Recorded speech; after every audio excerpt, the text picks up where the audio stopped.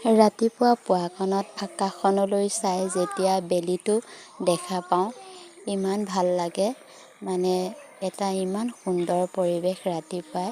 গছ-গছনিবোৰ নিজৰ ঠাইত নিজেই ধুনীয়াকৈ ৰখি থাকে। এটা পাতো লৰচৰ নকৰে, নীৰৱ হৈ ৰৈ যায়। আৰু আমাৰ ঘৰত থকা এয়া দেখিছেনে, ফুলকেইপাহো ইমান ধুনীয়াকৈ ৰাতিপুৱাতে ফুলি আছে। নিয়ৰ পৰি ইমান ধুনীয়াকৈ ফুলি আছে, সতেজ হৈ আছে ফুলকেইজোপা। আৰু সেইবাবে সেইটোকে ঘৰৰ ফুলকেইজোপাকো আপোনালোকক দেখুৱাইছোঁ।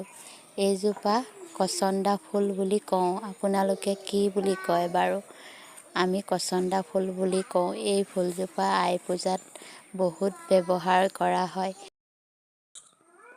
হেল্ল' বন্ধু-বান্ধৱীসকল, আপোনালোক সকলোকে সুপ্ৰভাত জনালোঁ।